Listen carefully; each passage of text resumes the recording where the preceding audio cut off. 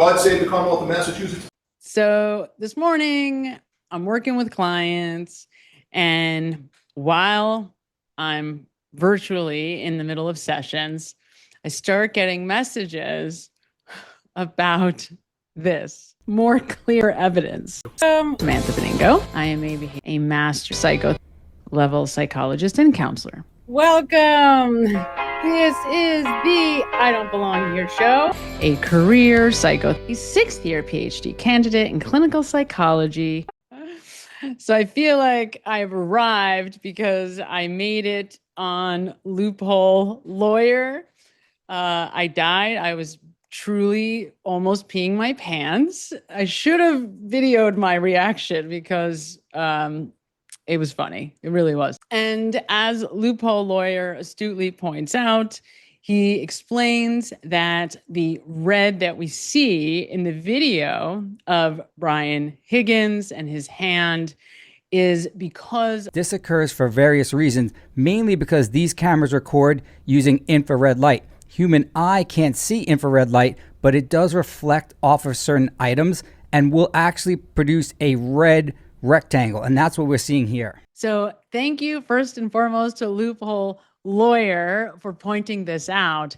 And though I didn't have the language that he did to describe the reason why the red light was there, what I meant was, would the infrared light in the camera pick up a red hue because of some much more dull shade of red that would have been as the result of a bruise? So I didn't have the language to ask that question, but I appreciate so much him participating in the discussion because it clarified the question I was asking, which is exactly that. Is the reason for the red hue because the camera made visible something we were not able to see with our naked eye? Now, I have no idea.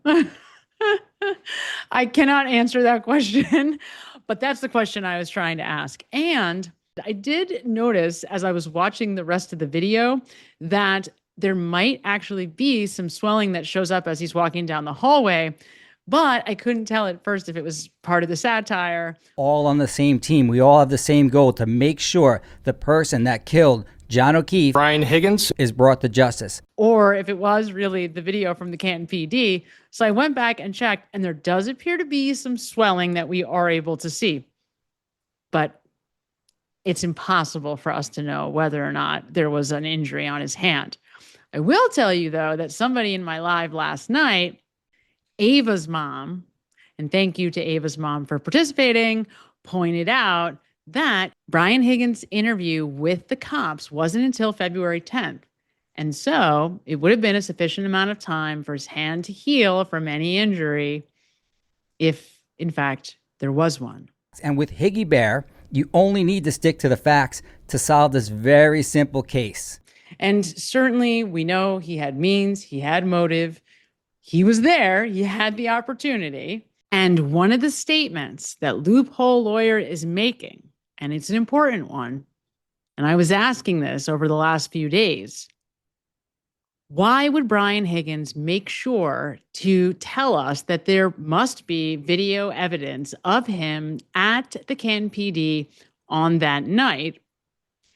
And Loophole Lawyer suggests it's because the original plan was not to pin this on Karen. They were going to lay John's body out at about 3:30 near the side of the road. Higgy Bear needed to establish a beautiful alibi. And where could he do it? At Canton PD, where he knew there would be video recording of him walking through at a specific time. He needed an alibi, essentially. In the very early goings of the case, the rumor was that Colin was the person who initiated the fight, that he and Brian Albert were the direct aggressors, and that Brian Higgins was the one who actually pulled Chloe off of John O'Keefe. Now, how and where that came from, I have no idea. Is that what Scanlon actually told Yannetti? Who the hell knows? I have no idea. But I think that's why, or one of the reasons why, many people have a hard time believing that Colin Albert is completely innocent in all of this. And the ridiculous part of this is that all it would have took for us to move on and pass this question was some GPS data, some data from Allie McCabe's phone, from Colin Albert's phone, which if these folks had nothing to do with this, if Colin Albert is gone before Karen Reed's SUV pulls in front of 34 Fairview Road, wouldn't you want definitive evidence of that? Wouldn't you turn over your phone and say, here it is, here's my GPS, here's where I was. See, nothing to see here. Instead, we get some shoddy screenshots that could have easily been doctored between Colin and Allie McCabe. This is the part that baffles me, that baffles my mind, the part I cannot understand. If you are innocent, if you did nothing in this case, wouldn't you want all of your information out there for the world to see? Wouldn't you have been running to turn over your cell phone for Celebrate data downloads, data dumps to be done on your phone? Because there's nothing to see here. You didn't do anything wrong. And instead, what do you get from everybody in the house at 34 Fairview? The exact opposite. Mr. Albert, you were notified by the Commonwealth that on September 23rd, 2022, a judge specifically ordered you to preserve that phone and all its data, the phone ending in 0888. Is that right? Yeah, at what time are you asking me that I was notified? That day or the next? On the 23rd? On the 23rd or the 24th of September? No. Isn't it true that you were provided a letter by the Commonwealth that stated the following? Your Honor, if I may read this. Yes, there's no objection. Thank you. Quote, you are hereby notified that the defense in the case of Commonwealth versus Karen Reed, Norfolk Superior Court criminal case number 22-117, has filed a motion pursuant to Mass R. Crim P. 17 for the production of any cell phones that you used between January 28, 2022 and February 28, 2022, and or any data associated with those cell phones. The hearing on Ms. Reed's motion will be held on October 3rd, 2022 at 2 p.m. in courtroom 1 of the Norfolk Superior Court. You may be heard on the motion at that time. You are hereby placed on notice that these cell phones are the subject of pending litigation, and you must not alter, delete, destroy, or in any way manipulate any of the electronic data associated with the cell phone at issue.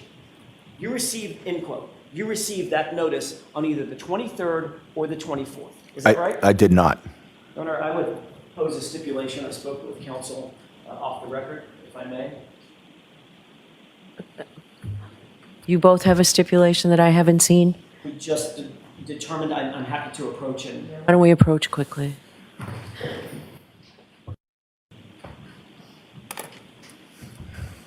May I, Your Honor? Yes. I would offer the following stipulation that on either September 23rd or September 24th, the Commonwealth sent a letter on Commonwealth letterhead to Mr. Albert's attention, stating exactly what was just read into the record pursuant to the court order dated September 23rd, 2022. Okay. All right, next question. Thank you, Your Honor. Isn't it true that you were, in fact, ordered to preserve your cell phone by the Commonwealth? At some point, I was made aware of that, yes. All right, let's just get to the brass tacks. Where's your phone? My phone was upgraded and traded in for a new phone. Your phone was upgraded and traded in for a new phone. Yes. Okay. Another way to say that is you traded your phone in and got rid of it, correct? I traded my phone and upgraded it, yes. When did you get rid of your phone ending in 0888? I upgraded my phone in September, third week of September, maybe around 22nd. The 22nd of September. I believe so. I can't be sure of the exact date. So according to you, you got rid of the phone that was the subject of a court order preservation the day before it was ordered preserved, right? Rephrase the question, please? This order, it was just stipulated, this order is dated September 23rd, 2022. It was just stipulated that on the 23rd or 24th, you were then sent a notice to preserve the phone. And your testimony is on the 22nd, the day before this all happened, you upgraded your phone and got rid of it in total, correct? I upgraded my phone on and around the 22nd, yes. And you knew that all of the data on that phone would be factory reset and destroyed. Objection. Do you know that, sir? I do not know that. How many times have you upgraded your phone in your iPhone? I'm not sure. 4 or 5 times, maybe. You're aware that when you turn a phone in and you upgrade it, the phone that you turn in, that data is factory reset, meaning it's gone. It's destroyed off of that device, correct? Well, I think some data transfers and some doesn't. We're not talking about a backup. I'm talking about the physical phone. That physical phone becomes a brick when you turn it in, correct? Correct that it becomes a brick? I don't know. It becomes effectively a brick. There is no data left on the phone. I'm not talking about backup data onto a cloud. I'm talking about that phone. So the old phone, yes. Yeah, it's just everything on it's destroyed, correct? Right, although some of the data transfers to your new phone. And you're aware that the very data that you were ordered to preserve would have been destroyed, according to you, the day before. Correct? Rephrase your question or ask me a question. Running to destroy their phones, not even destroying their phones, destroying SIM cards. Do you know how to get rid of information on your cell phone? Objection. That's allowed. You can answer that. Do I know how to get rid of information? I mean, I think there's different ways. You could wipe your phone. Anything else? You could wipe your phone. Good. Factory reset. Factory reset might be one, wiping your phone, taking the SIM card out. I don't know that the SIM card's going to take information that's on the phone out. So that might be one avenue. You could break the SIM card in half or snap it, correct? It could, yes. You know the SIM card stores an enormous amount of data. The phone's just a brick, right? No, I don't know that. Okay. You could also, if you take the SIM card out, you just get rid of the phone somehow, right? Just destroy it. Yes. Might even consult with some kind of an expert to help learn how to permanently erase things from a phone, like a forensics expert, for instance. Objection. Sustained. Destroying any possibility on any level for somebody to be able to access those phones. The absurdity of this, these folks who just can't stop shouting about how innocent they are and how they're being wrongfully accused and they're being victimized by all of us. We took what we thought was the high road. Right. Let the court do its job. The Alberts deny these allegations and say their children have been targets of threats and harassment by Karen Reed supporters. Colin wasn't at the house, so he's being harassed he was not at the house when John was there, so I drove him home. So the people are harassing him saying he was at the house when it's not true.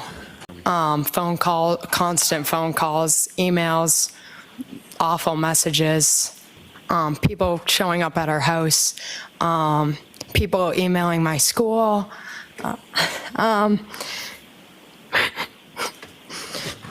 Like actual murders? Oh, yeah, on a daily basis. There have been threats to your lives. Is that correct? Absolutely. Absolutely.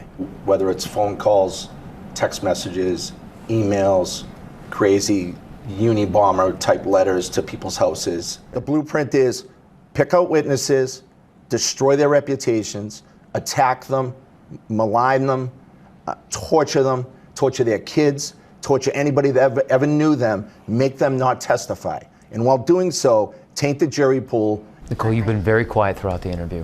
Yeah, I'm just very sad. What has happened to all of us? It's just heartbreaking. Do absolutely nothing to put an end to it once and for all by giving us the goods. Show us the evidence that you didn't do this. Let's see it. Give us something. No, instead, what do we get? We get just a constant barrage of lie after lie after lie. God save the Commonwealth of Massachusetts.